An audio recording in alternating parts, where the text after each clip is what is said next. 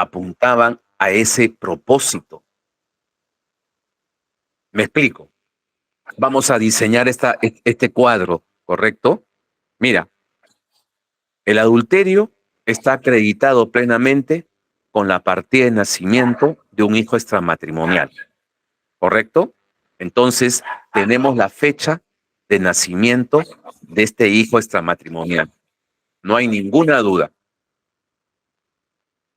Pues bien, creo que es evidente que la relación sexual no se produjo el día del nacimiento del hijo, ¿no? Extramatrimonial, sino el día de la concepción. ¿Estamos claros? Por lo que entonces, habiendo establecido en la ley que el plazo máximo de duración de un embarazo humano es de 300 días, tenemos que retroceder desde la fecha de nacimiento 300 días y llegamos al día 1, que es el día de la concepción. Y ese es el día de la relación sexual extramatrimonial, adulterina. Desde ahí computamos los 5 años y marcamos el plazo mayor que se establece en este párrafo, el plazo máximo, 5 años de producido. Queda claro que conforme a la conjugación del verbo producir, este se refiere a un hecho terminado, cumplido, acabado, producido. Por eso entonces, desde el día 1 de la concepción, computo los 5 años y marco ese tiempo que refiere la norma. 1. 2. Como ves del propio texto, las dos normas están vinculadas, se aplican conjuntamente. Y esto es claro, ¿no? Ahí aparece la Y griega, que en el significado común del término significa conjunción. Por lo tanto, los dos plazos van juntos. ¿Y eso qué significa? Que la toma de conocimiento del acto adulterino tiene que realizarse dentro del plazo de los 5 años de producido. Y una vez que dentro de ese plazo he tomado conocimiento, solo tengo 6 meses para interponer la demanda. Si, por ejemplo, interpongo la demanda al 8º mes de haber tomado conocimiento, caducó. Pero me dirán, pero sigue vigente el plazo máximo. No, pues, los dos van de conjunto, no por separado. Por lo tanto, tú tienes que tomar conocimiento dentro del plazo máximo de los 5 años de producida. Y una vez que has tomado conocimiento, solo tienes 6 meses para interponer la demanda desde ese momento. Interponiéndola al 8º mes, caducó, porque los dos plazos van de conjunto. Ahora, comprenderás que en la realidad de los hechos, estas relaciones adulterinas pues se mantienen reservadas, ¿no? En secreto. Es claro que nadie va por la calle con su amante y su hijo extramatrimonial y presenta, oye, mi amante, mi hijo extramatrimonial. No, pues, este tema se mantiene en secreto, ¿no? Y se va a mantener en esa situación en tanto que el hijo extramatrimonial no ingresa al esquema escolar. Porque una vez que entra a la escuela, y por lo general es a los 5 años en nuestra realidad, ya tiene contacto con otros muchachos de su edad, ya quiere estar relacionándose con esos otros muchachos, recibe invitaciones por los cumpleaños de ellos, él también quiere invitarlos a su cumpleaños, quiere ir al parque, quiere estar en la escuela y entonces ya comienza a salir y ese es el contexto normal en que las personas que conocen a las involucradas comienzan a observar lo que antes no veían porque está todo oculto, todo tapado, ¿correcto? Ya acá se reveló y comienzan los comentarios, se parece a, pero ese no está casado con, y de pronto está con esta, entonces surge el tema y el cónyuge ofendido es de esa manera comúnmente en que le llega la información y toma conocimiento. Pero cuando toma conocimiento en ese contexto, ten presente que ya está en la escuela, que este menor tiene por lo menos 5 años cumplidos y cuando toma conocimiento quedó caduco a toda posibilidad de demandar divorcio por ese hecho, porque el plazo máximo de los 5 años ya venció. Vuelvo a repetir, ¿no? El cómputo no se hace desde la fecha de nacimiento, sino desde la fecha de la concepción. Y esto supone retroceder 300 días desde la fecha de nacimiento. Queda claro entonces que cuando a los 5 años el cónyuge ofendido toma conocimiento de la existencia de este hijo extramatrimonial, es evidente que el plazo máximo de los 5 años de producido se venció, caducó y no puede demandar. Se queda obviamente casado. Muchos me dirán, pero profesor, en ese caso pues ya no puedo demandar divorcio, demandaré por otra causal, no pues un momento, ¿no? Dentro de este sistema de divorcio-sanción, claramente se tiene la idea, ¿no? De que cada causal supone un supuesto de hecho diferente. O sea, vale decir, si el adulterio supone como hecho, ¿no? Como supuesto de hecho, tener relaciones sexuales con una persona que no es tu cónyuge, de diferente sexo, esa conducta no puedes calificarla como abandono del hogar. Menos la puedes calificar, ¿no? Como toxicomanía, que son otras causales y que se ven configuradas por otros supuestos de hecho distintos entre sí. Entonces, yo no puedo pretender argumentar estos hechos ya caducos por adulterio para de pronto presentarlos dentro de otra causal, ¿correcto? Esto es justamente el esquema protector, porque el plazo máximo corta toda viabilidad y de esa manera se preserva el vínculo. Y date cuenta, ¿no? Va a resultar por sentido común evidente que el cónyuge ofendido no va a hacer vida común con el cónyuge adúltero. Y dentro de esa consideración, es claro que ese matrimonio se va a mantener, pero dentro de una cuestión puramente formal documental.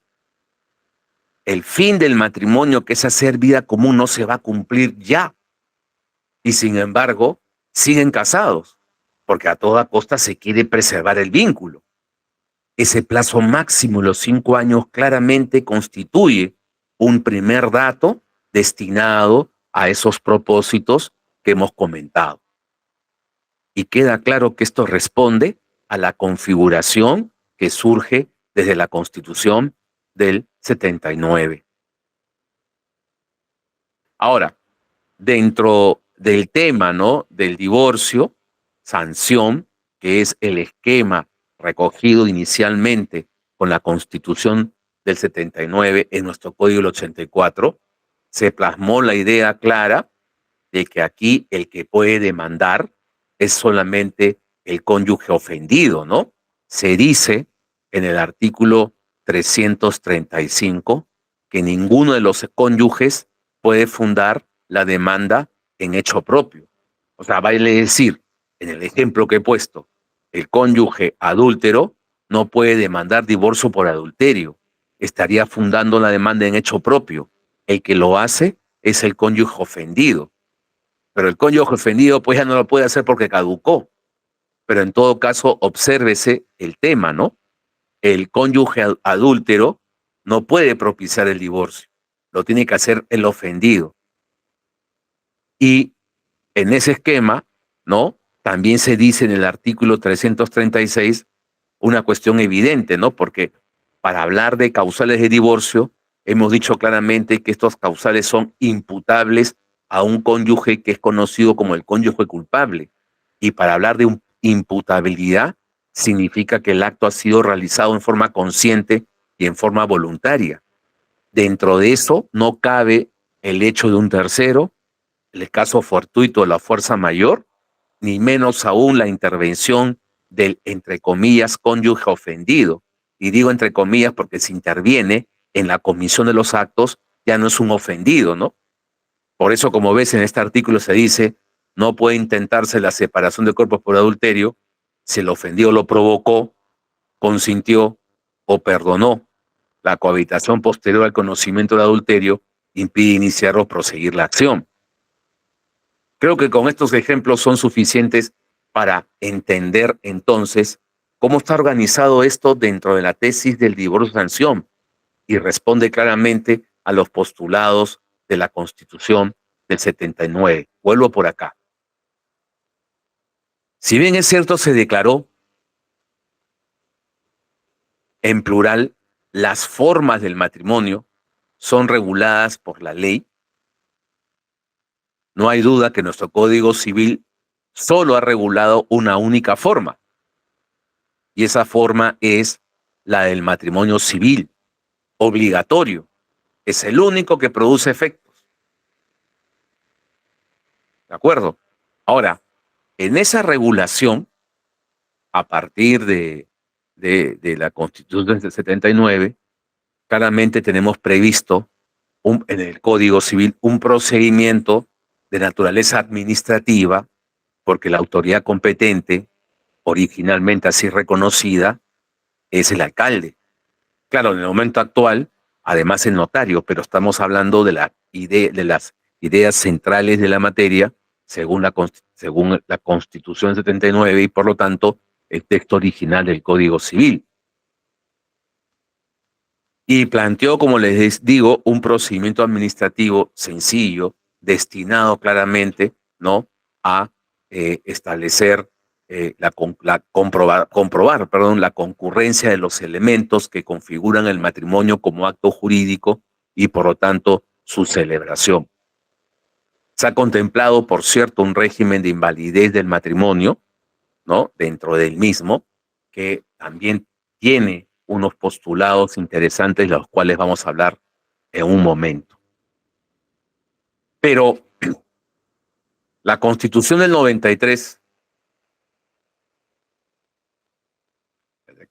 me he quedado en, ¿por qué no me cambias? Espérate, algo ha pasado acá.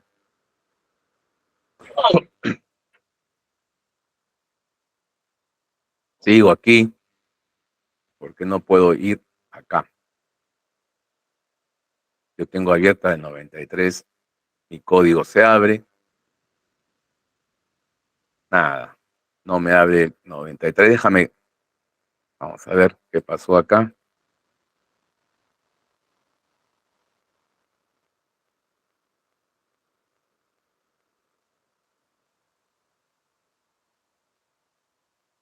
Qué raro, ya lo había abierto todo. Dame un segundo para resolver esto inmediatamente. Constitución del 93.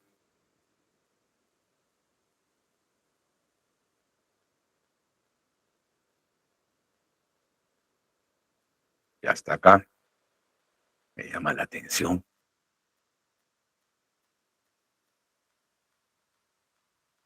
Está.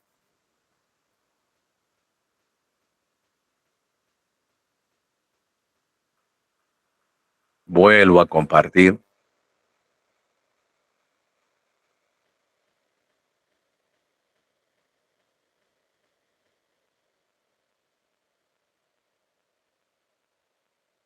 Y ahora me voy por acá. Acá está. Este es el texto de la Constitución vigente.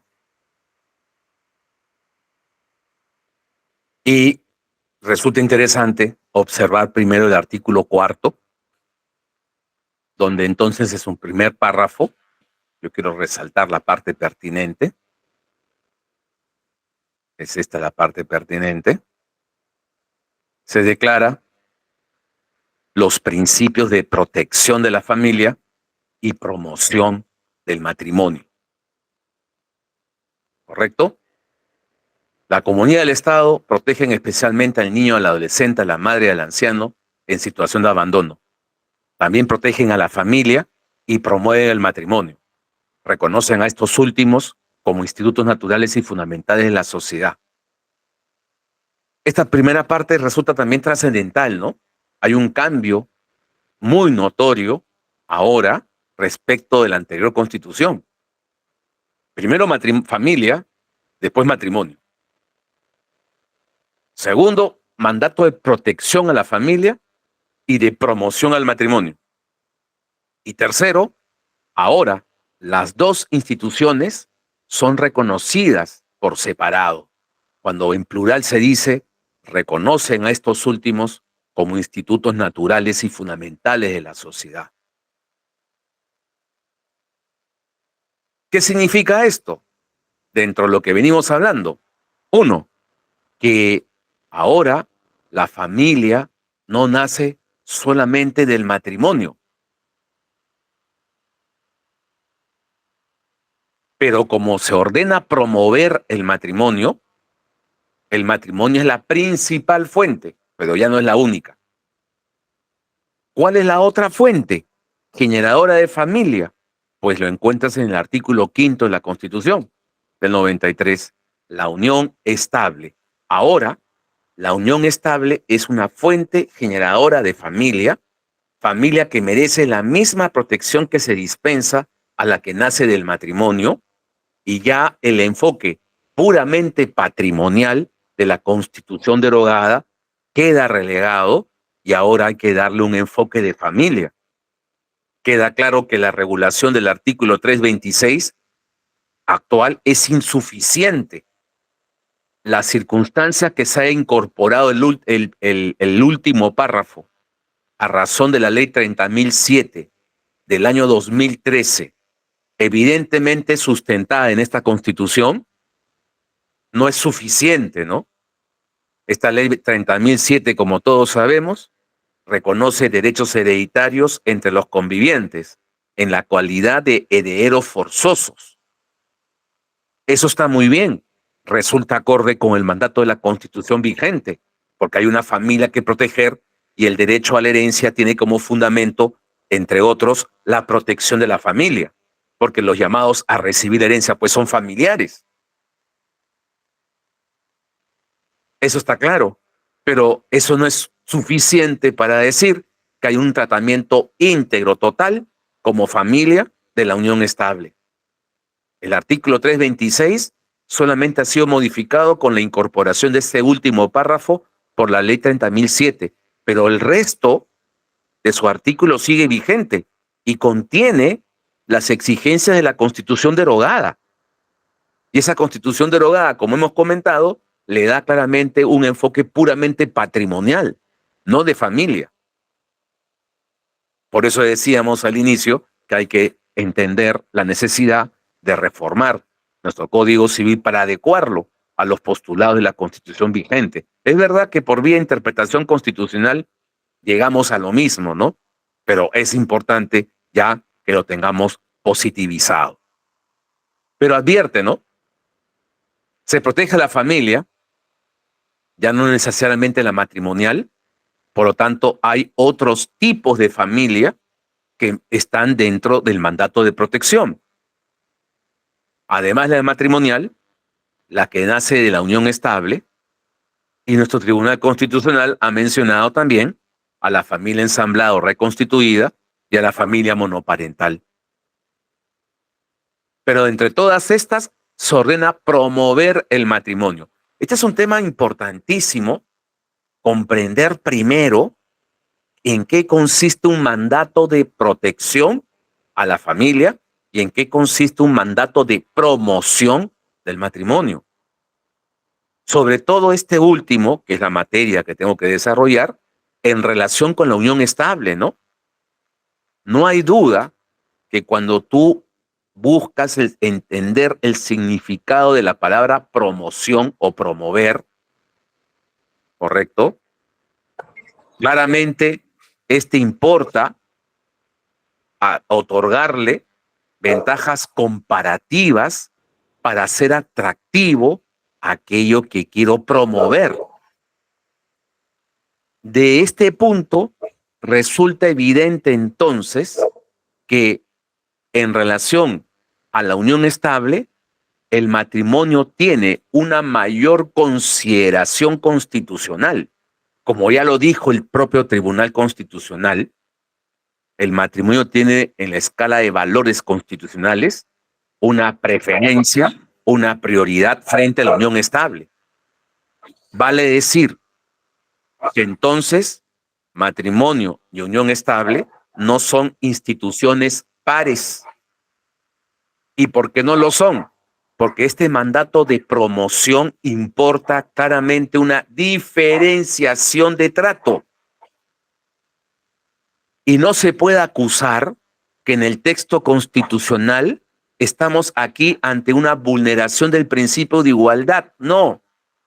¿Por qué? Porque la Constitución se rige por un principio de armonía de sus disposiciones. Bien sabemos que se postula el principio de derecho de igualdad ante la ley, pero bien sabemos también que ningún derecho es absoluto y por lo tanto en la ley y aquí en la Constitución se pueden hacer mandatos de diferenciación que no constituyen discriminación. Acá el constituyente, cuando ordena proteger a la familia, claramente hay un mandato de diferenciación. Se trata de identificar dentro de toda la sociedad donde hay diversos tipos de convivencia humana, cuáles son aquellas que califican como familia, y esas son las que vamos a proteger. Las otras no es que estén proscritas, no, son el resultado del libre desarrollo, del derecho de reunión, del derecho de asociación si quieres, pero no van a ser calificadas como familia y no van a ser merecedoras de la protección constitucional. Claramente una diferenciación, una distinción. Y con relación a la promoción del matrimonio, significa entonces otorgarle al matrimonio ventajas comparativas que lo hagan atractivo para que la gente prefiera casarse antes que convivir. Es evidente, estamos ante un mandato de diferenciación, que no es discriminación. ¿Por qué lo resalto, no? Esto es importante decirlo, aprovechando la oportunidad. Porque este principio de promoción va a significar que en la legislación se le dé al matrimonio ventajas diferenciadoras que lo hagan atractivo. Una de esas ventajas están en el propio texto de la Constitución. Muy pocos reparan en esto. En el artículo 5 de esta Constitución vigente, en relación a la unión estable, observas que en el texto constitucional se ha precisado el régimen patrimonial de los convivientes. Dice la norma, la unión estable de un varón y una mujer, libres de impedimento matrimonial, que forman un hogar de hecho, da lugar a una comunidad de bienes sujeta al régimen de la sociedad de gananciales en cuanto sea aplicable. ¿Cuál es el régimen patrimonial de los convivientes? Acá está, cuando dice, da lugar a una comunidad de bienes. Ese es el régimen. Comunidad de bienes. ¿Sabes qué? Es un régimen único. No hay otro. Da lugar a una comunidad de bienes. Es único y forzoso porque lo impone la Constitución. Para el matrimonio nada se dice sobre el régimen patrimonial. ¿Y eso qué significa? Que el legislador tiene libertad de regular los regímenes patrimoniales para el matrimonio. En cambio, para la unión estable, el tema es claro, un único régimen impuesto por la Constitución. Para el matrimonio, actualmente tenemos dos, sociedades gananciales y separación de patrimonios. Si quienes conviven quieren hacer una separación de patrimonios, la respuesta desde la Constitución es negativa. Porque el régimen es uno solo, único y forzoso, comunidad de bienes. Es más, el haber precisado en la Constitución que el régimen de los convivientes es uno solo, comunidad de bienes, responde al mandato de promoción del matrimonio.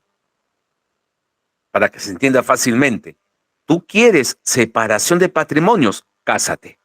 Ahí está la promoción. Mira, acá en el matrimonio hay separación de patrimonios.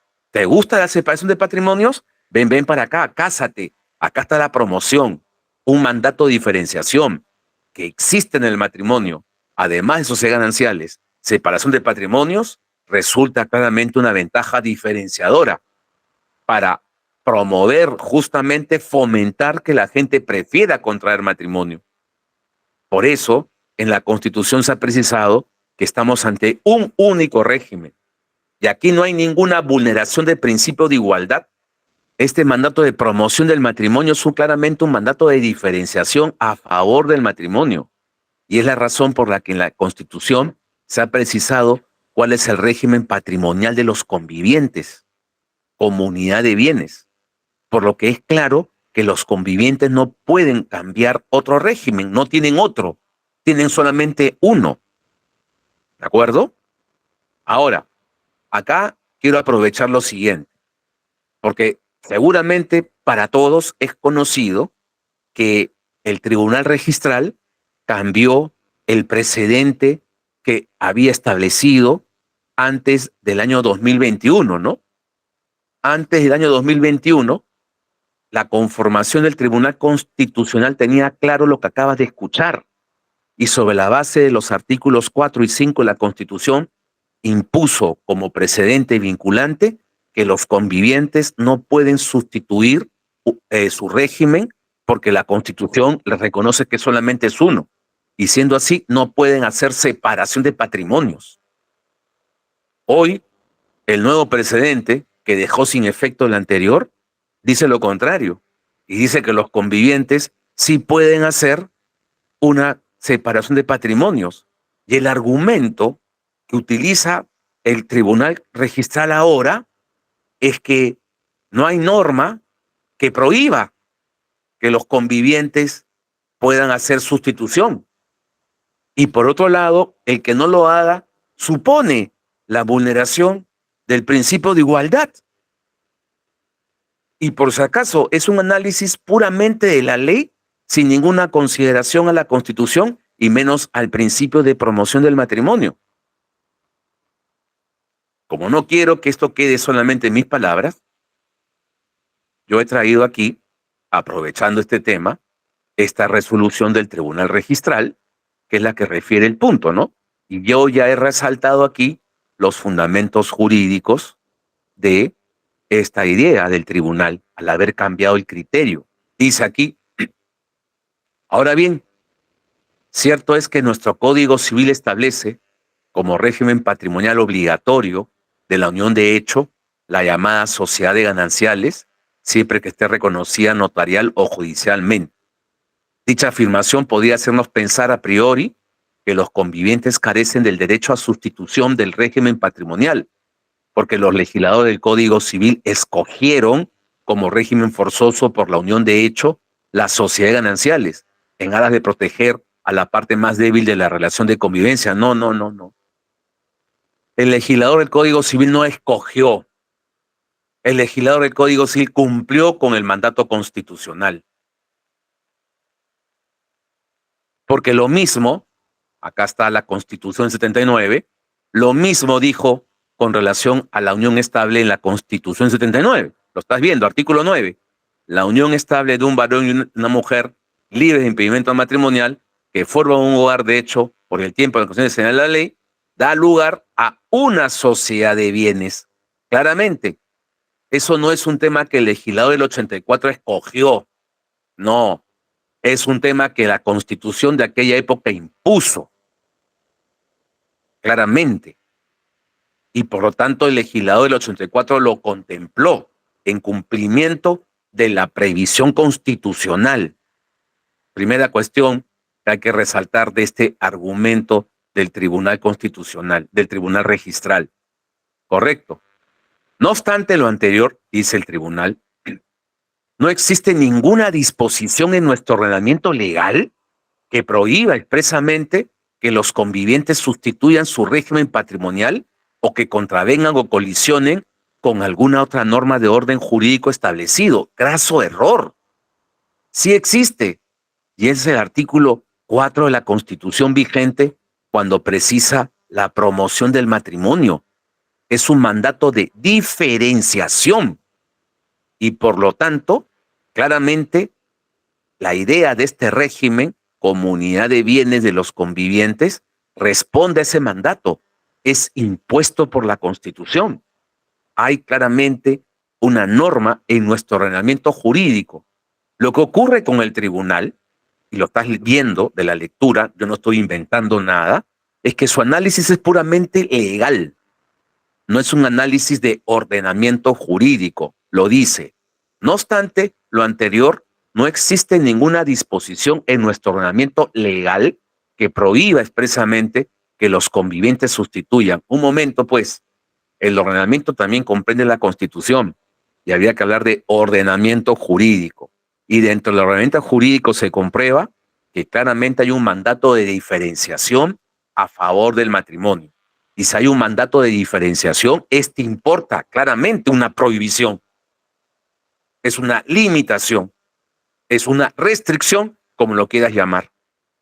Por lo tanto, es evidente que los convivientes no pueden sustituir su régimen, porque hacerlo desconoce el principio de promoción del matrimonio.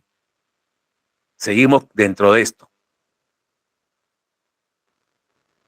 Dice aquí a continuación el tribunal: así pues, la Constitución reconoce una realidad, pero al mismo tiempo la encausa dentro de los valores constitucionales, a fin de hacerla compatible con el resto del ordenamiento. En tal sentido, a fin de evitar que el aporte realizado por la pareja durante la convivencia sea apropiada por uno de ellos en desmedro de otro, la Constitución reconoció expresamente el régimen de gananciales a estas uniones en cuanto les sea aplicable. ¿Ok? Por aquí comienza bien. Pero ojo, que esto que acabo de leer no es sino cita de la sentencia del Tribunal Constitucional, la sentencia 065-72-2006, proceso de amparo, del 6 de noviembre del 2007, donde acá el tribunal comienza a exponer la razón por la que se estableció este régimen único de comunidad de bienes para los convivientes. Pero no obstante ello, ¿correcto? El tribunal sigue razonando en su perspectiva puramente legal y dice: 11. Asimismo, en línea de respeto a la Constitución, este tribunal encuentra que en la inscripción de la sustitución del régimen de sociedades gananciales en las uniones de hecho tiene sustento en la igualdad ante la ley, pues nadie debe ser discriminado ni tener trato diferente por cualquier índole, por lo que en este ámbito patrimonial es posible tratar igual al matrimonio y a las uniones de hecho. No. Desde la perspectiva de la Constitución, queda claro que el mandato de promoción determina que matrimonio y unión de hecho o unión estable no son instituciones pares, no pueden recibir el mismo trato, son instituciones diferentes. ¿De acuerdo? Y por lo tanto, en lo patrimonial, la propia Constitución impuso una diferencia de trato. Y como decíamos, viene del propio texto constitucional donde se reconoce el principio de igualdad. Y esta diferencia de trato no puede ser sustentada como discriminatoria. Muy por el contrario, hay armonía de las disposiciones constitucionales. Por lo tanto, no puede sustentarse en la igualdad ante la ley esta idea de que los convivientes puedan hacer sustitución de régimen patrimonial. Agrega el tribunal en el fundamento 13. Es por ello que, al estar previsto el reconocimiento de las uniones de hecho, tanto en la vía judicial como en la notarial, así como su inscripción registral inclusive, para este tribunal no existe vulneración constitucional, no hay ningún análisis constitucional en su resolución, es un análisis desde el Código Civil, es un análisis desde la ley, ninguna referencia al principio de promoción del matrimonio hay aquí. No existe ninguna vulneración constitucional para admitir la inscripción registral de la sustitución del régimen patrimonial de las uniones de hecho. Más bien su rechazo equivaldría a una vulneración al derecho de igualdad y de la autonomía de la voluntad de los convivientes, pues la unión de hecho constituye también una institución de familia protegida bajo el mandato de la Constitución. Sí, es cierto, es una familia protegida por el mandato de la Constitución, pero la propia Constitución ha precisado cuál es su régimen, uno solo, comunidad de bienes, y eso lo ha hecho en atención al propio principio contenido en la Constitución de promoción del matrimonio, que no vulnera el principio de igualdad que también contiene la propia Constitución. Claramente hay armonía. ¿Sabe lo que va a provocar este acuerdo? ¿Ok? Ya ahí acabo, porque definitivamente, seguro, de hecho, ya con esta decisión, porque esta decisión surge de un pedido, ¿no? El Tribunal Registral emite esta resolución dentro de un petitorio de convivientes que están pidiendo su inscripción de sustitución de régimen, tacha del registrador, apelación y viene la decisión. Y con esto, claramente el tribunal declara, ¿no? Aquí revocar la tacha y disponer la inscripción de la sustitución del régimen patrimonial. Correcto. Con esto, entonces, es claro, ¿no? Que habrán diversas o buen número seguramente de escrituras públicas de sustitución de régimen patrimonial entre convivientes, ya inscritas en el registro personal. ¿De acuerdo? Pero ten presente que estos pactos son claramente pactos contra la Constitución y por lo tanto son pactos nulos. Mañana más tarde, cuando esa unión estable termine por cualquier motivo, por cualquier causa, ¿correcto? Y aquel conviviente, o mejor dicho, aquel ex conviviente que no se vea con un respaldo patrimonial para enfrentar solo las vicisitudes de la vida, va a argumentar esta nulidad evidente que se va a mantener en el tiempo, porque es un pacto contra la Constitución y ese no es válido, ¿correcto? Y bajo ese argumento va a decir, acá todo es comunidad de bienes y me corresponde la mitad. Y vamos a tener procesos judiciales generados por un acuerdo que no tiene ningún sustento en la Constitución, como se ha visto, sino puramente basado en el Código Civil. Vuelvo a la Constitución del 93, quería aprovechar esto para comentarlo. Pero me vengo aquí. Claramente hay que promover el matrimonio, pero a su vez se dispone ahora la forma del matrimonio y las causas de separación y de disolución son reguladas por la ley. Claramente, la forma en singular, ya no en plural como la norma anterior. Y esa forma sigue siendo la prevista, ¿no es cierto?, en el Código Civil.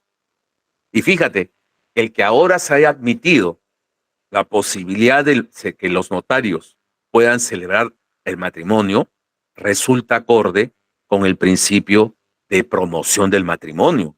No hay duda.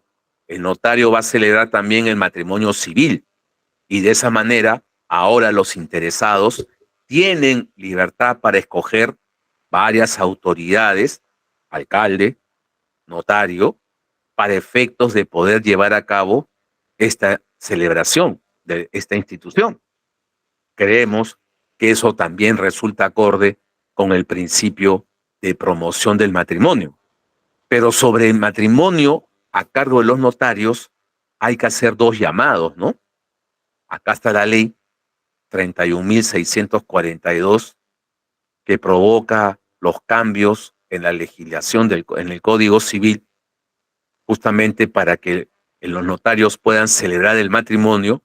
Y lo primero que hay que llamar la atención es al cambio introducido en el artículo 248, ¿no? Cuando dice, quienes pretendan contraer matrimonio civil lo declararán oralmente o por escrito al alcalde provincial o distrital del domicilio de cualquiera de ellos. Asimismo, podrán contraerse matrimonio civil ante el notario de la provincia del domicilio de cualquiera de los contrayentes. Hasta ahí normal. Acá viene la cosa. Acompañarán copia certificada de las partidas de nacimiento, la prueba del domicilio y el certificado médico expedido de fecha no anterior a 30 días que acredite que no están incursos en los impedimentos establecidos en los artículos 241, inciso 2 y 243, inciso 3. O si en el lugar no hubiere servicio médico oficial y gratuito, la declaración jurada de no tener tal impedimento. yo quiero justamente resaltar esto. Y el certificado médico, ¿ok? Llama mucho la atención que el legislador haya incorporado este párrafo. Si tú lo comparas con el texto anterior, y para eso tengo acá el Código Civil del SPIC, ¿ok? Que permite hacer la comparación del texto anterior y el texto vigente. Nos vamos al 248.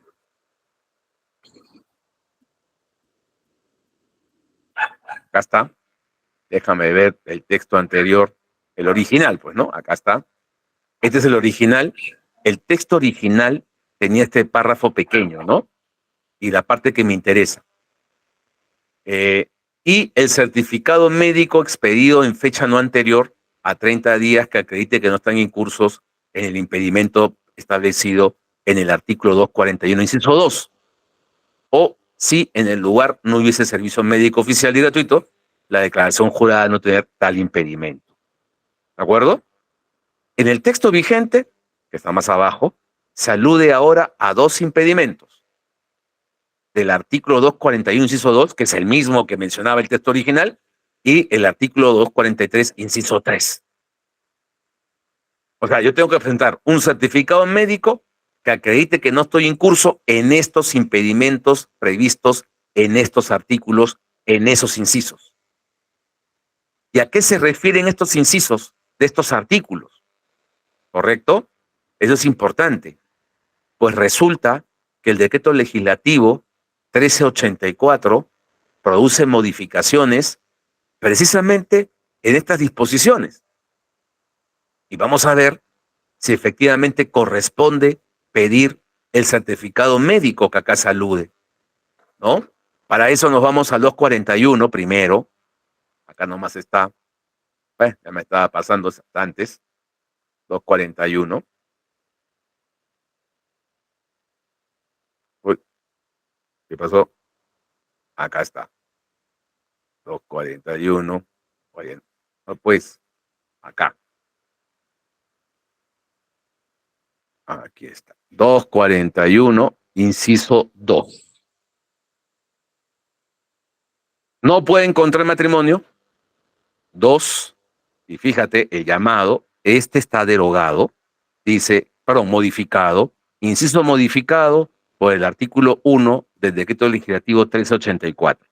Pero el texto original decía, los que adolecieren de enfermedad crónica, contagiosa y transmisible por herencia o de vicio que constituya peligro para la prole. Este es el impedimento de sanidad nupcial. Y justamente para demostrar que no estoy incurso en este impedimento, originalmente se pedía un certificado médico que descartara la existencia de alguna enfermedad que reúna estas características: crónica, contagiosa y transmisible por herencia, o de vicio que constituya peligro para la prole. ¿De acuerdo? Este numeral 2 quedó modificado por el decreto legislativo 384 y ahora el numeral 2 declara: las personas con capacidad de ejercicio restringida, contemplada en el artículo 44, numeral 9, en tanto no exista manifestación de la voluntad expresa o tácita sobre esta materia. ¿De acuerdo? O sea, ya la idea del impedimento de la sanidad nupcial no está presente en nuestra legislación. Por sanidad nupcial, por estas enfermedades crónicas, contagiosas, transmisibles por herencia, que constituye el peligro para la prole, ya no se exige ningún certificado médico para contraer matrimonio. Ahora, la norma que establece la ley 31.642, que establece la posibilidad que los notarios puedan contraer matrimonio, ha exigido que este certificado esté referido al actual numeral 2 del artículo 241, y este alude a las personas con capacidad de ejercicio restringida contempladas en el artículo 44, numeral 9. Si ustedes se van al numeral 9 del artículo 44, ahí se alude a, eh, a las personas que se encuentren en estado de coma. ¿De acuerdo?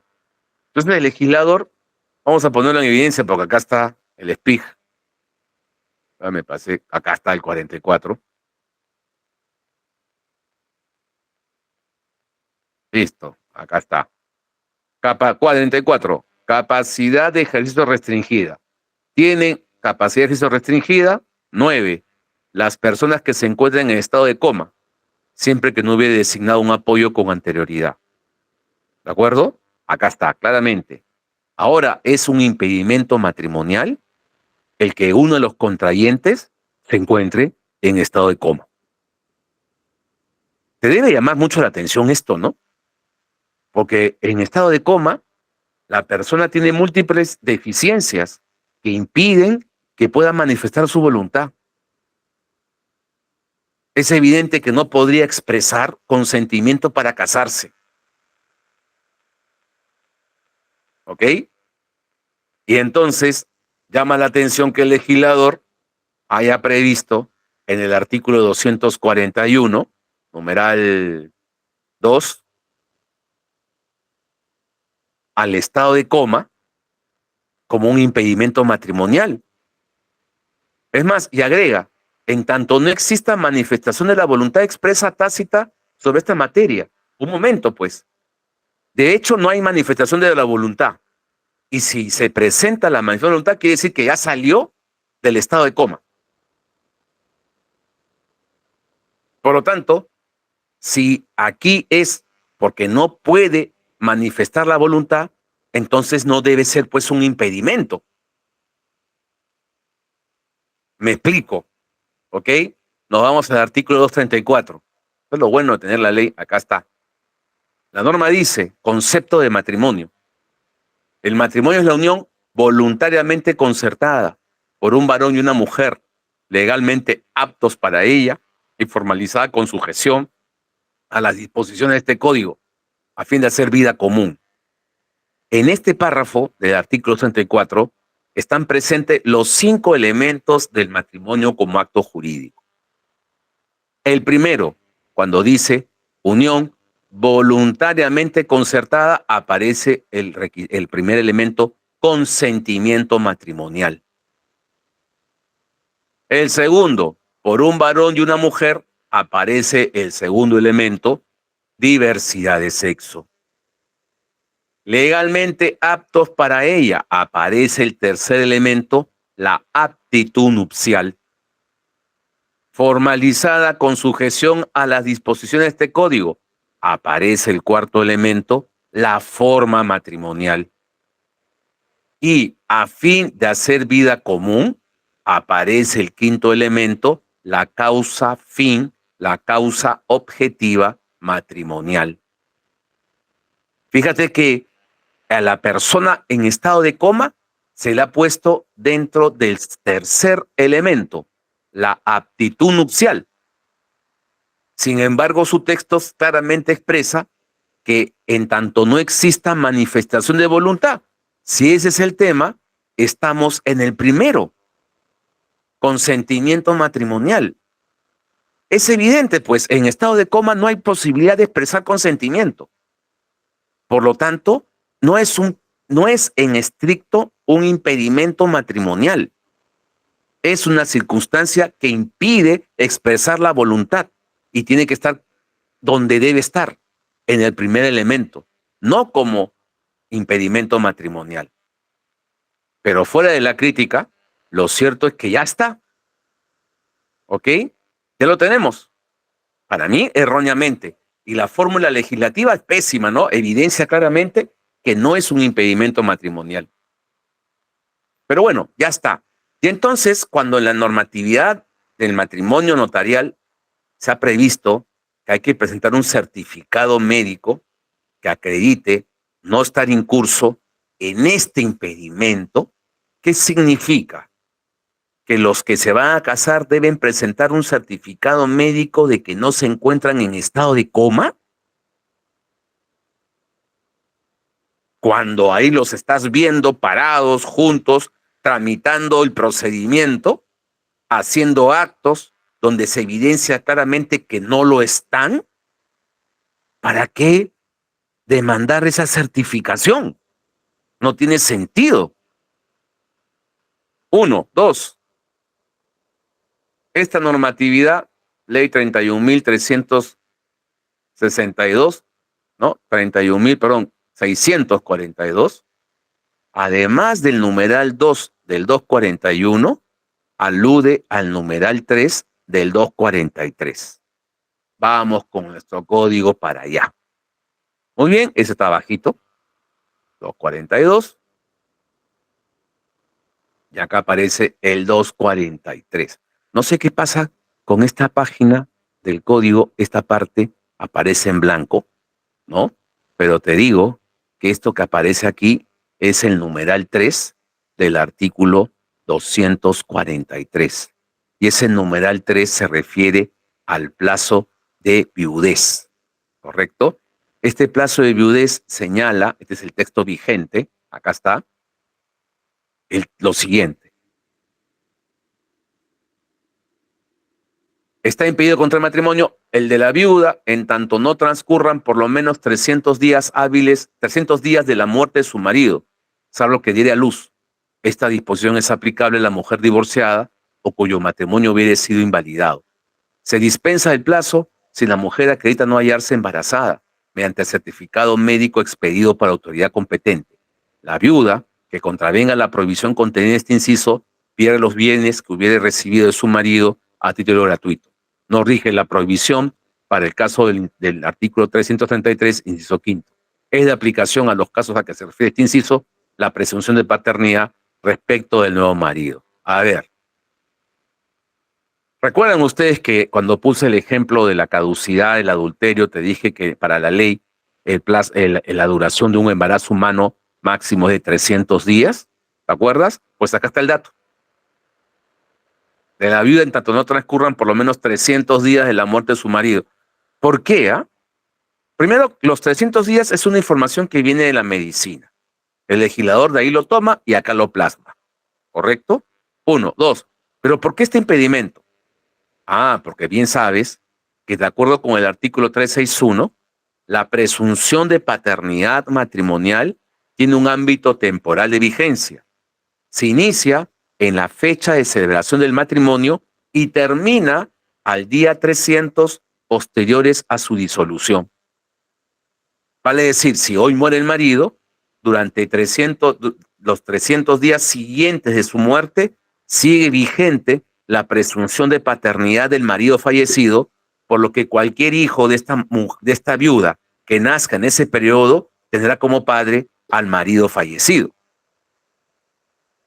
Y a fin de evitar la confusión de paternidad, porque si se casa sin que se haya vencido ese plazo, van a coexistir dos presunciones de paternidad. La del marido fallecido, que está corriendo, y la del nuevo marido, que comenzó a correr. Y si un hijo nace dentro de ese periodo, viene la gran pregunta, ¿no? ¿Quién es el padre? La idea es evitar esta confusión, por eso se impone esto. Claro, al final hay una solución, ¿no? Se va a presumir la paternidad respecto del nuevo marido. Es una presunción que admite prueba en contrario. ¿Ok? Pero la razón de esto responde a lo dicho. Claro, dos situaciones que determinan claramente que salgas de este impedimento, salvo que diera luz. Obvio, si da luz quiere decir entonces que el hijo es del marido fallecido. Ha nacido dentro de esos 300 días. Y la segunda, se dispensa del plazo si la mujer acredita no hallarse embarazada mediante certificado médico expedido por autoridad competente. Llama la atención. Primero, el legislador original del Código Civil no exigió que se presentara este certificado médico de no hallarse la mujer en estado de embarazo. Llama la atención que se haya consignado allí en el texto de la ley, ¿no? Modificando el Código Civil acá, porque entonces ha generado que todas las personas tengan que presentar eso. Todas las mujeres que se van a casar tendrán que presentar un certificado negativo de que no están embarazadas. Oye, un momento, ¿por qué tienen que hacerlo? Cuando la norma es clara. ¿Quiénes son los obligados a hacerlo? La viuda. Y además, como ves aquí, esta disposición es aplicable a la mujer divorciada, y aquella cuyo matrimonio hubiese sido invalidado. No es para la soltera. Las solteras no tienen por qué presentar ningún certificado de que están embarazadas por obra del marido fallecido, porque no están casadas, pues. Haberlo incorporado así en el texto del artículo 248 determina claramente que esto es una cuestión general para todas las mujeres que se van a casar, cuando la disposición del impedimento está referido a la viuda, a la divorciada y a cuyo matrimonio está invalidado, no a la soltera. Es más, el Código Civil originalmente ya tenía la fórmula. ¿Y a qué me refiero, no? Mira, este último párrafo no fue modificado. Y este último párrafo te pide presentar documentos según la situación de los contrayentes. Es más, prefiero ponerte en evidencia para que quede claro que no lo digo yo, sino que estaba en el texto original del código. Me voy al artículo 248, ¿ok? Acá está. Este es el texto original y acá se dice, en este párrafo, acompañarán también en sus respectivos casos la dispensa judicial de la impubertad, el instrumento en que consta el asentimiento de los padres o ascendientes, o la licencia judicial supletoria, la dispensa del parentesco de consanguinidad colateral en tercer grado, copia de la partida de defunción del cónyuge anterior, o la sentencia de divorcio o de invalidación del matrimonio anterior, el certificado consular de soltería o viudez y todos los demás documentos que fueren necesarios según las circunstancias. Acá está, pues ya estaba. Es decir, si me presento como viuda, para volverme a casar, me piden copia de la partida de defunción del cónyuge anterior. Si me presento como divorciada, me piden la sentencia de divorcio. Y si me presento con aquella que tiene un matrimonio invalidado, me presento así. Acá está, ¿correcto? Y si ese es el caso, tengo que ver que cumpla con el plazo de los 300 días del impedimento número 3 del artículo 243, por lo que entonces, como se dice al final, y todos los demás documentos que fueran necesarios según las circunstancias, en esos casos es que acompañaban ese certificado médico de que no se hayan en estado de embarazo. Pero no lo hacían una generalidad, el texto original del código no lo hacía general porque dependía solamente del caso de que estuviésemos ante una viuda, una divorciada o una cuyo matrimonio ha sido invalidado. Si no es el caso, las solteras no deben presentar ninguna certificación médica.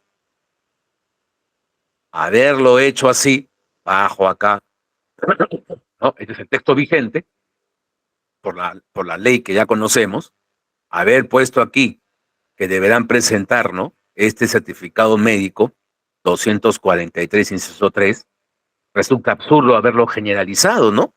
Porque incluso abajo, este párrafo, como te digo, no ha sido modificado y se mantiene la idea de que la viuda, la divorciada y cuyo matrimonio está invalidado, correcto, debe presentar copias certificadas de los documentos que ahí se mencionan y lo que dice al final, ¿no? Y todos los demás documentos que fueran necesarios según las circunstancias.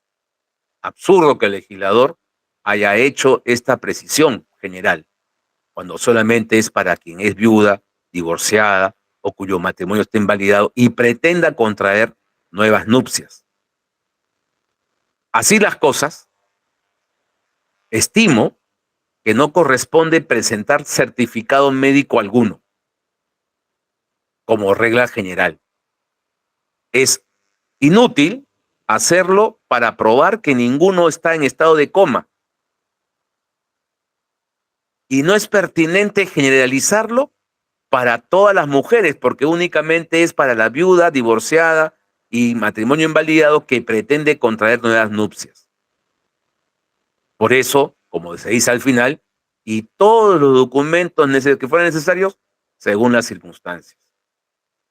Ya hemos conversado nosotros con algunos notarios que ya han celebrado matrimonios y ya tienen claro, según las entrevistas que he tenido, de que no se presenta ningún certificado médico, ¿no?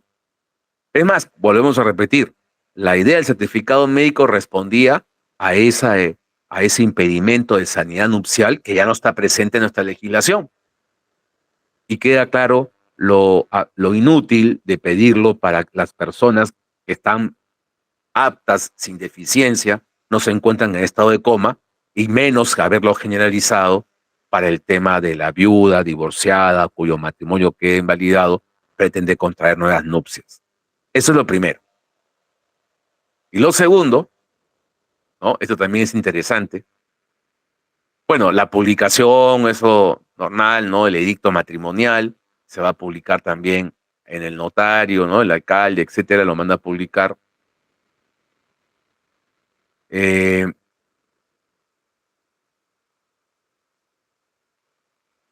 ¿Dónde está lo segundo? Lo vi por acá, déjame verlo. La celebración. Ah, ya, acá está. Gratuidad de trámites matrimoniales. Claro, ¿no? Me queda claro, pues, que las personas van a tener la libertad de elegir qué autoridad me celebra el matrimonio, ¿no? O un alcalde o un notario. Eso me queda clarísimo, ¿no? Pero cuando en la Constitución del 93 se postula la idea de la promoción del matrimonio, el principio de promoción del matrimonio, la primera idea que viene es que hay que fomentar. ¿Qué significa? ¿Cuáles son los alcances de este principio? Uno de ellos, el primero que viene a la mente, ¿no? Para cualquiera es facilitar que la gente se case, ¿no? Propiciar un procedimiento sencillo, a bajos costos, para que efectivamente entonces la gente celebre el matrimonio. Claro, el legislador entendía que quizás una de las razones por las que la gente iba hacia la convivencia, hacia la unión estable, eran pues los costos, ¿no? Del proceso. Este tema determinaba entonces contemplar un procedimiento sencillo a bajos costos. Y en el Código Civil, me voy al espija,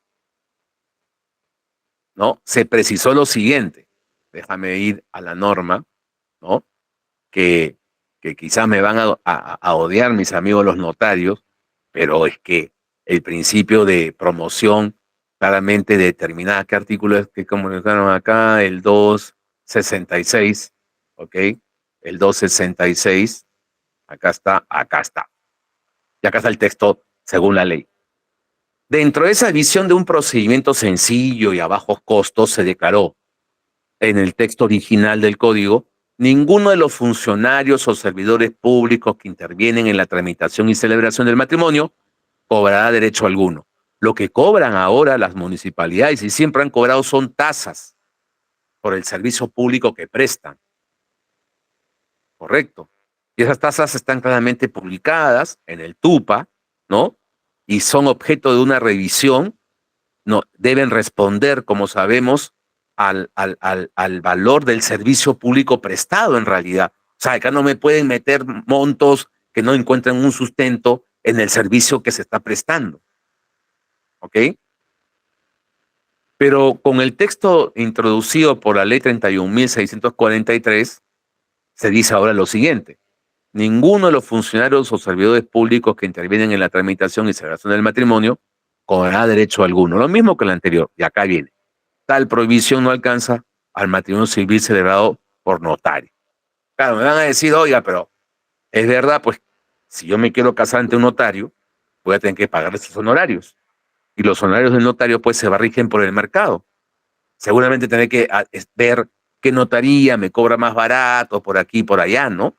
No se me va a ocurrir, como me he enterado, ¿no? Dentro de este tema, previo a esta exposición, conversando con amigos notarios, que hay clientes que se van a las notarías enterados del costo, luego pretenden exigir, ¿no? Que se reduzcan los costos para que celebren su matrimonio, con el argumento de que el honorario constituye una barrera. Creo que me dijeron, porque reciben denuncias por barreras burocráticas, se van a quejar a Indecopi, incluso argumentan la tesis del servicio. ¿Cuál fue el término? Eh, Cuando voy a quejarme el tema de defensa del consumidor, porque el servicio no es idóneo, ¿no? no guarda relación en el precio que se cobra por el servicio que se presta, ¿no? Y entonces yo digo, pues un momento, ¿no? Creo que es claro que el principio de promoción del matrimonio determina que hay que propiciar que la gente se case. Y para ello tenemos que contemplar un procedimiento sencillo que ya existe, el cual tiene esa traba que creo que, como ya no se exige, se ha superado, ese certificado médico que dice la ley, habría que modificar esa norma, queda claro. Y en cuanto a los honorarios notario, es claro que estos se van a guiar dentro del mercado, pero tienen ellos también claro la idea de la promoción del matrimonio, ¿no? Los honorarios por este trámite se están ajustando realmente a la naturaleza del servicio, y creo que la razón de haber dicho aquí que, que no alcanza a ellos la prohibición es porque su servicio público pues se sustenta en el cobro de un honorario, ¿no? Claro, por ahí hay quienes comentan que deberían ser honorarios dentro de las tasas municipales. Me parece que es diferente, ¿no? Hay muchas razones para que esté clara la diferencia, pero en todo caso, el honorario que se fije no puede perder el norte la tesis de la promoción. Vuelvo a la Constitución del 93. Ahora observa, ¿no? Qué interesante. Ya no se ordena proteger la familia matrimonial. Se ordena proteger la familia por un lado, admitiendo diversos tipos de familia, como ya se comentó, y por el otro, promover el matrimonio. Y frente a este mandato de promoción del matrimonio está el otro, ¿no?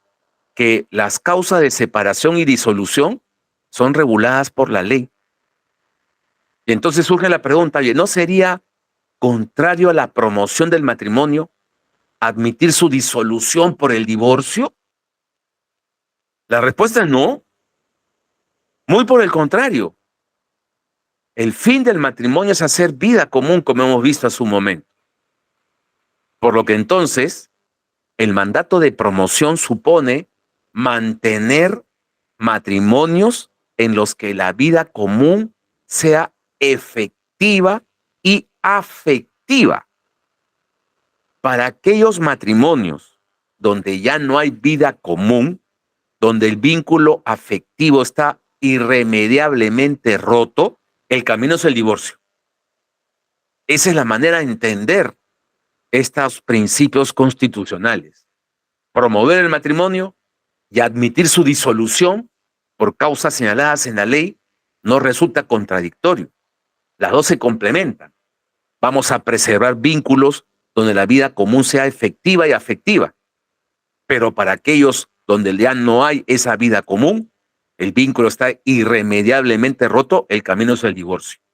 Siendo así, siendo esa claramente el mensaje de esta norma, ya no podemos conservar en nuestro Código Civil al sistema de divorcio-sanción, que como hemos visto, en él subyace la idea de preservar el vínculo a como dé. No interesa si ya no hay vida común, la idea es preservar el vínculo, ¿correcto? Hemos puesto el ejemplo ya en su momento, con el tema de la caducidad de ejemplo. Es más, tomando el tema de la caducidad y enfrentando ese plazo máximo, ese plazo mayor de los 5 años de producida, de mi perspectiva, no es compatible con los postulados de la Constitución vigente. No hay razones para restringir, en ese caso, la disolución del matrimonio. El vínculo está irremediablemente roto y, por lo tanto, entiendo que es incompatible. Un control de constitucionalidad debería limitar la cosa al plazo del conocimiento. O sea, 6 meses desde que te enteras de la existencia del hijo extramatrimonial resulta razonable. Ahora la caducidad hay que entenderla no como un mecanismo para preservar el vínculo a como dé lugar, no. Ahora es un mecanismo para conferir seguridad jurídica a la familia que se va a preservar. ¿Por qué? Porque no se puede dejar expuesta, ¿no? Al devenir del tiempo, con incertidumbre, cuándo se demandará, porque entonces no da seguridad jurídica a esta institución. Y si no se establece un plazo, tampoco se pondrá de manifiesto que estamos ante un cónyuge ofendido. Si tú estás realmente ofendido, tu actuación debe ser inmediata.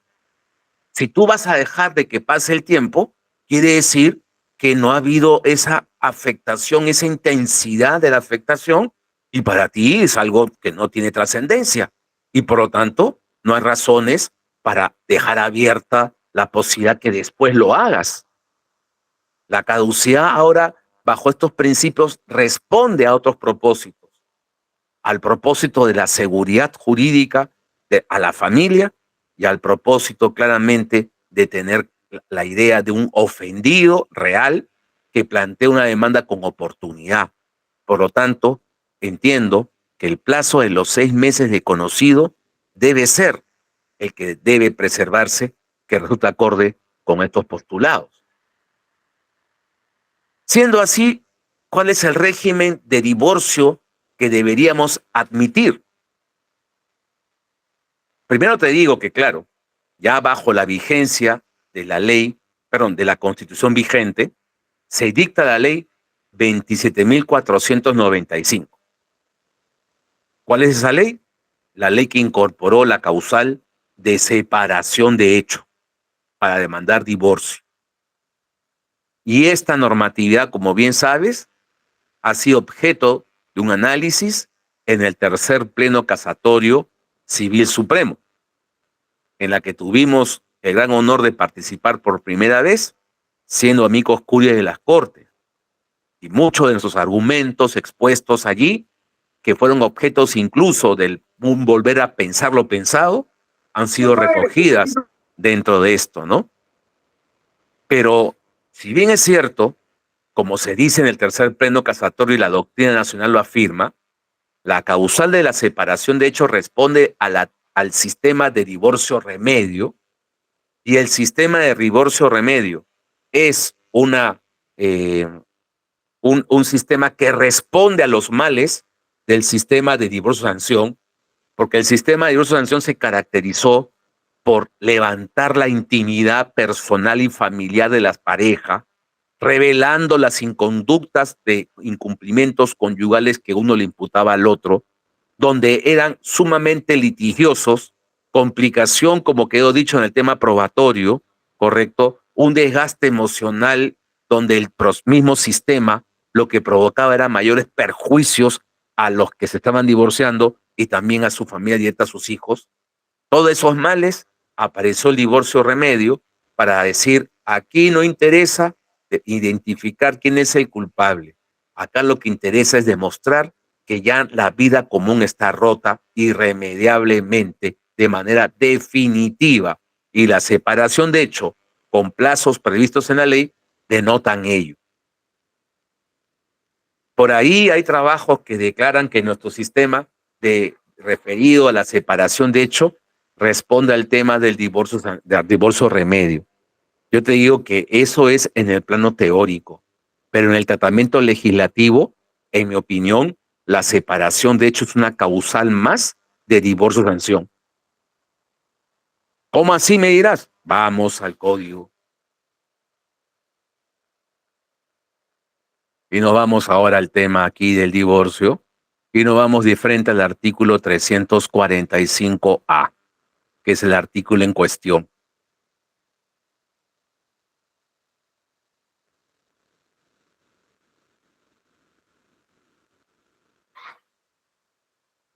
Acá está.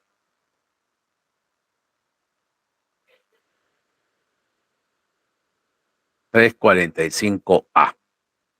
¿Ok? Muy bien. Sostengo que la regulación, que el tratamiento legislativo dispuesto a esta causal ha determinado que estemos ante una causal más de divorcio sanción, y no es pues una causal que responde a su sistema de divorcio remedio, porque como queda dicho, dentro del esquema del divorcio remedio ya no hablamos de culpable ni inocente, ya no se argumentan las causas, solamente se argumenta que ya la vida común está rota definitivamente, y siendo así, damos paso al divorcio. ¿Por qué te digo lo que te digo? Vamos a demostrártelo. Primero comencemos por el último párrafo, que acá está cortado. Vamos a reducirlo para que quede evidenciado lo que digo, ¿no? No aparecen juntos. A ver, déjame ver si puedo lograr que aparezcan juntos con el corte de página. Bueno, no. Vamos al último párrafo del 345A. Acá está, dice, son aplicables a favor del cónyuge que resulte más perjudicado por la separación de hecho las disposiciones, siguiente página, contenidas en los artículos 323, 324, 342, 343, 351 y 352 en cuanto sea pertinentes. ¿A qué se refieren estos artículos que la norma dice que son aplicables a favor del cónyuge que resulte más perjudicado por la separación de hecho? Estas normas son los efectos del divorcio sanción. Contienen pérdida de derechos, restricciones de derechos conyugales. Lo que está y son las normas que se aplican al culpable y que el inocente gana. Lo que nos está diciendo entonces es que estas normas del sistema de divorcio sanción, que son para el culpable, se aplican a favor del cónyuge perjudicado por la separación de hecho. Van a decir que aquí va a haber un cónyuge perjudicado y uno perjudicador, llamémoslo así. Y a ese perjudicador le vamos a aplicar las normas del divorcio sanción, los efectos del divorcio sanción, por expresa mención del artículo 345A, que fue introducido por la ley 27.495. Ahí no queda la cosa, ¿no? Vamos al segundo párrafo. El juez velará por la estabilidad económica del cónyuge que resulte perjudicado por la separación de hecho, así como la de sus hijos. Surgió el análisis jurídico. ¿A quién llamamos cónyuge perjudicado? La doctrina primero y luego la jurisprudencia en el tercer pleno coincidieron en señalar que cónyuge perjudicado es aquel que no dio motivos para que se produzca la separación de hecho y sufre perjuicios personales y patrimoniales. Dentro de esa consideración, el no dar motivos entra al aspecto subjetivo, al aspecto inculpatorio del sistema del divorcio sanción. Esto determina entonces que el cónyuge perjudicado, ¿no es cierto?, ahora es aquel que demuestre que no incumplió los deberes conyugales, porque el que lo incumplió fue el que dio los motivos para que se produzca la separación de hecho. ¿Y por qué interesa este tema? Porque ahora la discusión se centra en cómo se protege la estabilidad económica del cónyuge perjudicado. La norma te dice se debe señalar una indemnización por daños, incluyendo el daño personal, que como sabes es una compensación económica por los desequilibrios que causa la separación de hecho, u ordenar la adjudicación preferente de bienes de la sociedad conyugal, independientemente de la pensión de alimentos que le pudiera corresponder. Ahora, en estos procesos se litiga por quién es el cónyuge perjudicado. ¿Y por qué? Porque le va a corresponder a su pedido o una indemnización o la adjudicación de bienes sociales. Es más, en la realidad se observa, en la realidad judicial nuestra se observa que las personas optan por la adjudicación en razón a que las indemnizaciones no son económicamente hablando representativas. En cambio, el valor de los inmuebles, la casa conyugal, bien social, ¿no? Registros Públicos señala que la mayoría de los matrimonios peruanos tienen un inmueble que han adquirido durante su matrimonio, bien social. ¿Y la adjudicación en qué consiste? En que, como es un bien social, la mitad es del cónyuge perjudicado. Y el cónyuge perjudicado busca que la otra mitad, el otro 50% de las acciones y derechos de ese inmueble, que le corresponde al perjudicador, le sea adjudicado para que sumada a las dos partes sea el único propietario. Eso es lo que se ve. Y evidentemente, ante el valor de los inmuebles en el mercado, es lógica la razón por la que la mayoría va ante el pedido de adjudicación. Ahora litigamos y surgen otra vez la revelación de la intimidad personal y familiar, una carga litigiosa con gran desgaste emocional por estos motivos, y encima le aplicamos los efectos de divorcio-sanción a esta situación que se supone es divorcio-remedio. Por estos motivos es que señalo que hoy este esquema actual demuestra que el tratamiento legislativo dispensado a la separación de hecho es uno más de divorcio-sanción. Por lo tanto, es necesario hacer una revisión de nuestra legislación en materia de divorcio y buscar un esquema que responda a otro sistema. ¿Cuál es el que entendemos acorde con el principio de promoción del matrimonio y de su disolución por las causas reguladas en la ley? De nuestro punto de vista, es el sistema de divorcio incausado. En el sistema de divorcio incausado ya no acuso ninguna causal. Al no acusar ninguna causal, evito este tema de revelar la intimidad personal y familiar. Ya no hay causas para demandar divorcio. Cualquiera de los cónyuges lo solicita. ¿Y qué vamos a discutir ahora en un sistema de divorcio incausado? Dos cosas vamos a discutir. Primero, ¿cómo vamos a quedar después del divorcio? Es decir, vamos a discutir un convenio regulador de nuestras relaciones familiares. Las relaciones familiares entre los excónyuges después del divorcio y la de ellos como padres frente a sus hijos. De tal manera que cuando uno demande el divorcio incausado, tiene que acompañar a su demanda su propuesta de convenio regulador. Y cuando el otro conteste, porque no hay forma, pues, o sea, ya no quiere estar contigo, no hay forma de continuar, ¿no? Entonces tienes que contestar la demanda, tienes que acompañar tu propuesta de convenio regulador. Y en la audiencia con el juez, entonces buscamos los consensos para establecer el convenio regulador. Uno. Y dos, dentro del convenio regulador, la compensación económica para el cónyuge que demuestre desequilibrios que le causa el divorcio. De esta manera, el tema se desencadena, ¿no?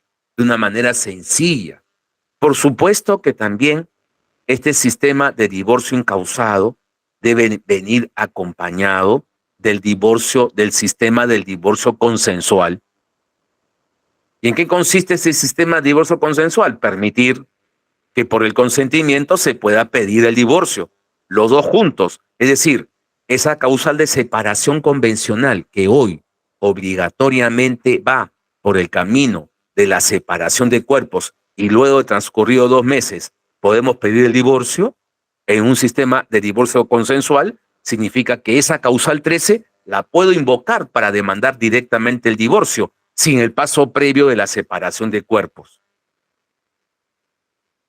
Eso también haría, ¿no?, que el divorcio en estos casos sea pacífico, no haya la carga litigiosa y se resuelva de la mejor manera. Proceder de esta manera, ¿no?, con el divorcio consensual, creo que se pondrá en evidencia lo siguiente, ¿no? Cuando tú revisas la estadística del Poder Judicial, vas a encontrar, ¿no?, mejor ante la pregunta, ¿no?, ¿hay procesos de separación de cuerpos en el Poder Judicial o todo es divorcio? No, sí hay procesos de separación de cuerpos, ¿correcto? Esa estadística te dice por qué causales. Y oh casualidad, ¿no? Todos estos procesos se sustentan en la causal 13 de separación convencional. ¿Eso qué me permite afirmar? Que cuando se establezca el sistema de divorcio consensual, donde ya no es obligatorio el paso por la separación de cuerpos, va a desaparecer de la estadística ese rubro. ¿Y por qué?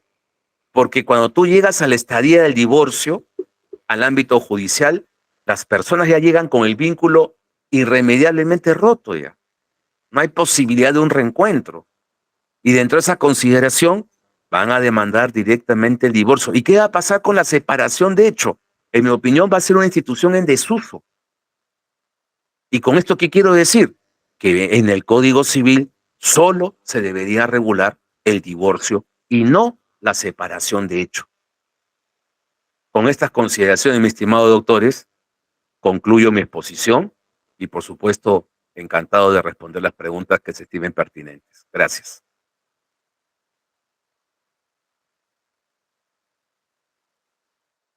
Estimado Marcelo, usted está con el micro apagado. Uy, doctor, disculpe, disculpe. Bien, doctor, muchísimas gracias. Le agradecemos por su magistral ponencia, ha sido muy interesante. Y a propósito de eso, hay algunas preguntas para que usted las pueda absolver dentro del plazo previsto de la ronda de preguntas. Nos dice una de las primeras preguntas, doctor, que nos están solicitando, nos dice, doctor, ¿es posible invocar, alegar el hecho continuado a los efectos del cómputo de los plazos de caducidad para interponer las demandas de divorcio por causal? Gracias por la respuesta. Por supuesto que sí. Tanto nuestra doctrina nacional como la jurisprudencia lo admiten. Ahí la norma que leíamos claramente dice 5 años de producido y destacábamos que entonces la conjugación del verbo producir se refiere a un hecho terminado, cumplido, acabado. Si estamos ante hechos continuados, evidentemente el plazo no tiene un inicio, se sigue dando en la realidad y por lo tanto puedes demandar divorcio en todo momento. Bien, doctor, acá tenemos también otra pregunta que nos están formulando dentro del chat y nos dicen lo siguiente. Doctor, de acuerdo a lo establecido por el artículo 332 del Código Civil, en la separación de cuerpos se suspenden los deberes de lecho y habitación. ¿Qué debemos entender por lecho, teniendo en cuenta los deberes del matrimonio reconocidos en el Código Civil? De acuerdo. A ver, la idea general de la separación de cuerpos es que autoriza a los cónyuges a vivir separados. Ya no van a cohabitar.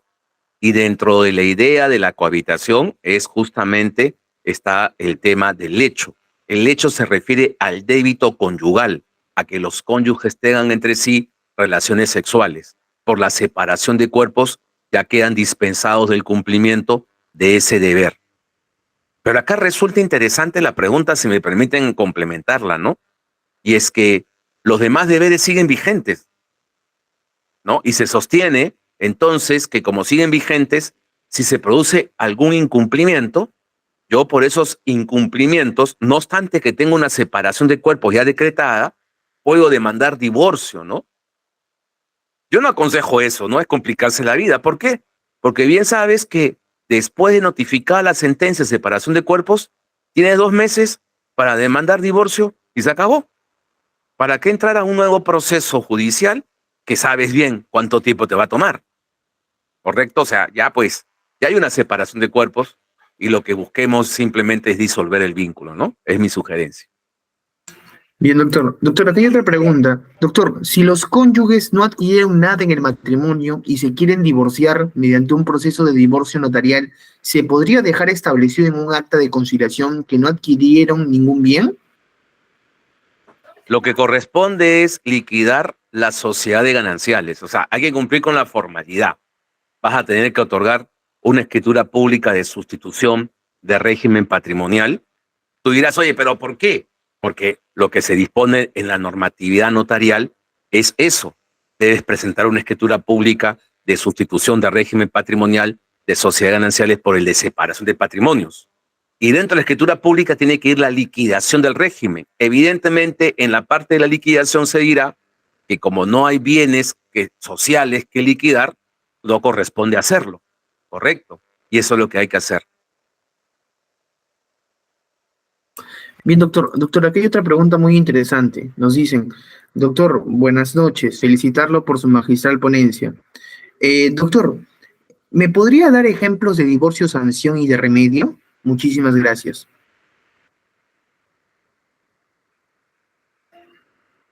De acuerdo. A ver, creo que lo vas a entender fácilmente si precisamos cuáles son las causales de divorcio-sanción y cuáles son las causales de divorcio-remedio. ¿De acuerdo? Mira, Las causales de divorcio de sanción son las comprendidas del numeral 1 al 11 del artículo 333. Ahí te encuentras con adulterio, violencia, atentado, injuria, abandono, conducta deshonrosa, toxicomanía, enfermedad venérea grave, eh, homosexualidad, condena e imposibilidad de hacer vida común. Son las primeras 11. Y divorcio remedio solamente es separación de hecho, la número 12. Bien, doctor. Doctor, acá hay otra pregunta muy interesante. Nos dicen, doctor, A y B son esposos, tienen una niña de 2 años, pero ellos se han separado hace un año y tienen la voluntad de iniciar sus trámites de divorcio. ¿Deben cumplir los plazos?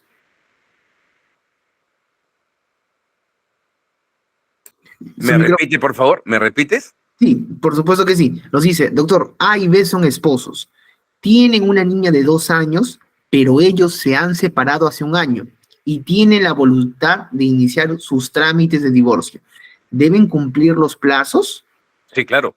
Inevitablemente. No hay forma. El tema de los plazos claramente responden a la idea de que el vínculo se disuelva de manera demostrando que la vida común está rota de manera definitiva, ¿no? Y estos plazos legales apuntan a esa demostración. Claro, habría que encontrar otras, ¿no? Eh, Queda descartada la separación de hecho por el plazo, me queda claro. Queda descartada la separación convencional por el plazo, pero a lo mejor en la causal 11 de imposibilidad de hacer vida común se puede encontrar por ahí el derrotero viendo la situación fáctica del caso, ¿no? Pero eso va a depender de cada circunstancia. Bien, doctor. Doctor, acá hay otra pregunta muy específica al momento de poder solicitarnos y nos dicen, buenas noches, doctor. Si un cónyuge le pone un micrófono oculto a su cónyuge y descubre que le es infiel, asimismo contrata personal para que consiga fotos de la infidelidad y el personal las consigue, ¿el material probatorio es valorado por el juez o es desestimado por ser prueba prohibida?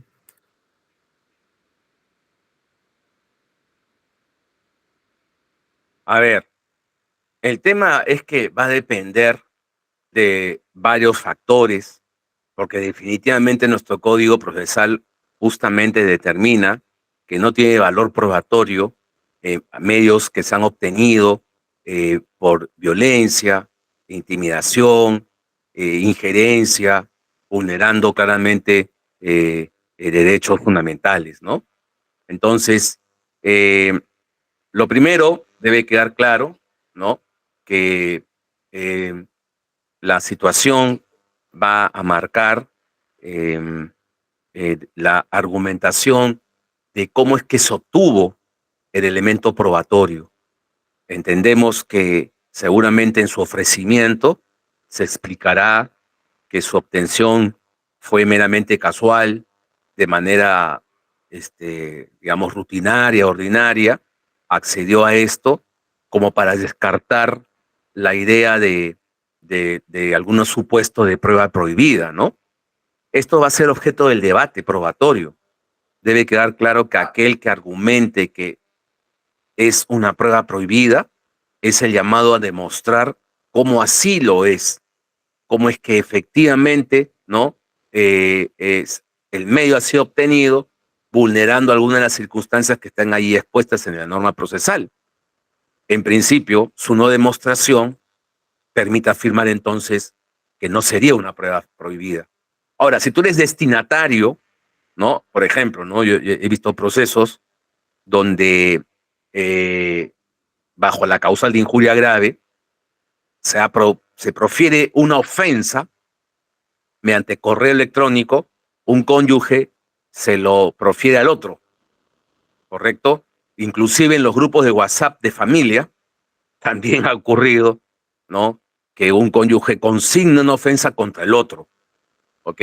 Siendo tú destinatario del mensaje, es legítimo que lo puedas revelar para efectos del proceso de divorcio y ahí no hay ningún argumento de prueba prohibida, ¿no?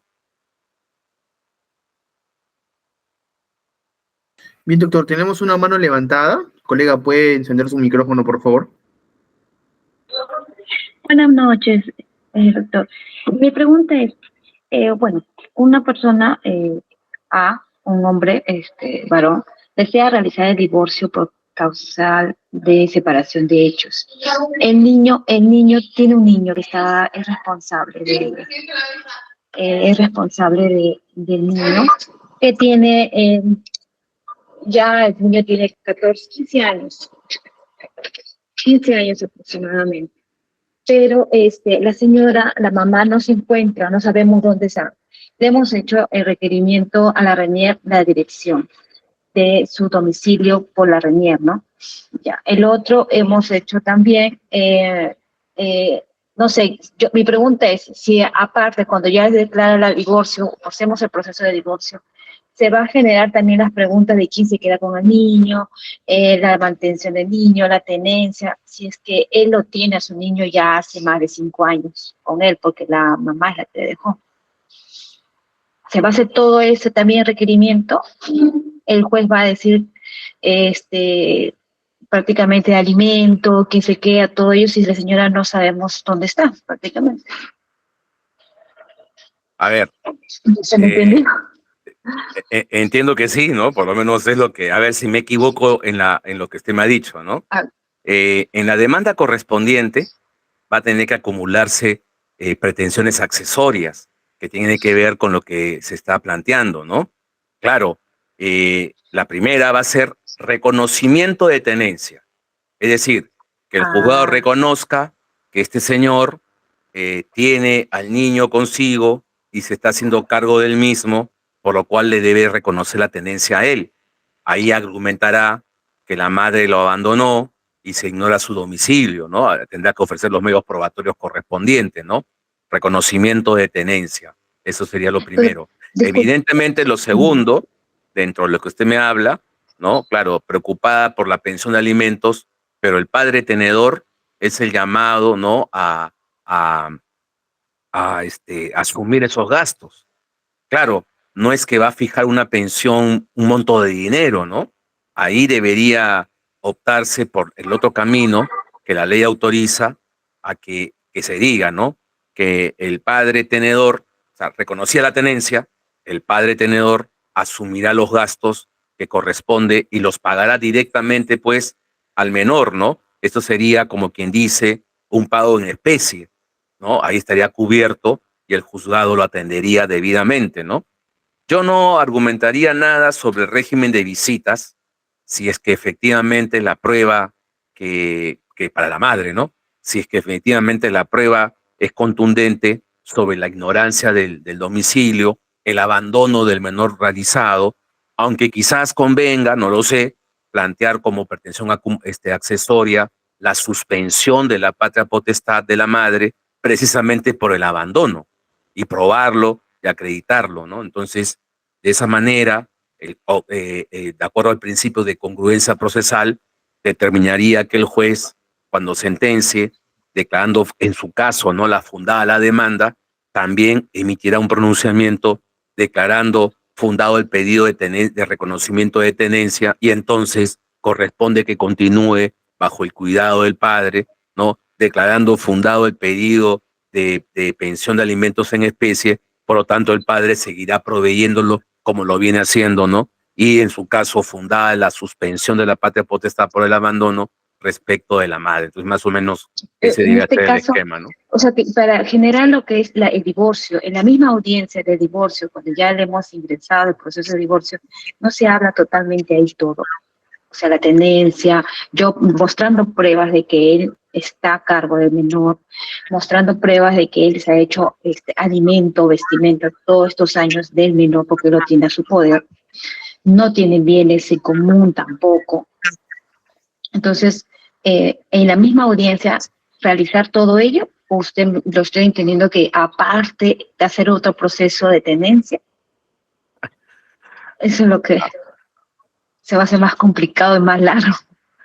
Eh, a ver, lo que yo he explicado es que debió haber sido presentada la demanda de esa manera. Me imagino que Ah, se está litigando con un curador procesal, porque la parte no está participando, ¿no? Entonces, aquella parte que no tiene que se desconoce su paradero y no tiene un apoderado, corresponde nombrarle un curador procesal. Claro, nosotros estamos generando lo que es la dirección de su DNI. Con la dirección de su DNI que hemos sacado en la red no, se está generando. no, eso está ¿no? claro, ¿no? Yo estoy haciendo referencia a temas procesales, ¿no? Ah, ya, sí. Y había que, bueno, no sé cuál es el estado del proceso, pero No, podríase recién pensar. queremos iniciar el proceso, o sea, recién queremos Entonces iniciar. recién van a iniciarlo, entonces planteen la Claro. demanda en la forma que hemos comentado y se acabó el problema. Ah, ya, todo eso es mostrar todas las pruebas que él tiene menor, que él No tiene. solamente eso, los petitorios, el petitorio principal y los petitorios accesorios que hemos comentado.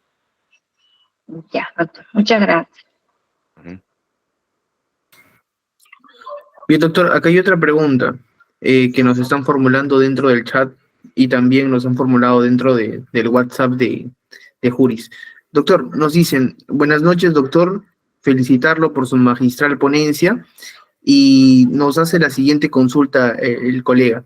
Doctor, si los cónyuges no adquirieron nada, doctor, ¿puede darse el caso que coexisten dos causales, la primera por adulterio planteada por el demandante y otra de separación de hecho, entre paréntesis, por más de 20 años, planteada por el reconviviente? ¿Existiría preferencia por alguna causal? Eso ha sido materia de pronunciamientos en los plenos jurisdiccionales de familia, ¿no? De los últimos años. Primero el del 2018 que se llevó a cabo en Ayacucho y el del 2022 llevado virtualmente acá en Lima, ¿no? Lo invito a revisar ese material para que encuentre allí justamente la inquietud que le preocupa con mayor detalle, ¿no? Lo que le quiero decir es que desde mi punto de vista debe seguirse el criterio de la línea del tiempo. ¿Qué ocurrió primero? Si primero ocurrió el adulterio y esto dio paso a la separación de hecho, corresponde pronunciarse por el tema del adulterio y las consecuencias jurídicas se desarrollarán sobre la base de esa causal. Si por el contrario, primero se produjo la separación de hecho y después se produce el adulterio, porque siguen casados, pues los deberes conyugales siguen casados, corresponde pronunciarse por la separación de hecho, resultando ya intrascendente emitir un pronunciamiento sobre el tema del adulterio, ¿no? Es verdad que en el tema de la separación de hecho, muchos se han preocupado por demostrar causales subjetivas, inculpatorias del divorcio sanción, pero esa no es la forma de argumentar ser el cónyuge perjudicado, ¿no? El tercer pleno casatorio alude que cónyuge perjudicado es el que no dio motivos. O sea, hay que centrarse en eso, ¿no? No es que yo soy el inocente, no. No dio motivos para que se produzca la separación de hecho. Entonces, esa es mi respuesta a la inquietud planteada. Bien, doctor, y tenemos la última pregunta ya para poder finalizar. Sabemos que está contra el tiempo, pero también no queremos disipar las dudas pertinentes que nos están formulando los alumnos de Juris.p. Nos dicen, doctor, una pareja contrajeron nupcias y no hay hijos de esa relación. Ahora están separados por más de 10 años y cada uno ya tiene una nueva relación. Sin embargo, uno de ellos no está de acuerdo. En este caso, ¿cómo se puede proceder para que el otro cónyuge pueda obtener el divorcio y qué causal se puede invocar? En esos casos, separación de hecho, numeral 12 del 333, por lo que he escuchado, por el tiempo transcurrido, ya han cumplido en exceso el plazo y en ese caso no hay el tema de que si estamos de acuerdo o no. Unilateralmente se puede solicitar y ya sabes, ¿no? Que ahí se va a litigar sobre quién es el cónyuge perjudicado. Listo. Bien, doctor, esas han sido todas las preguntas que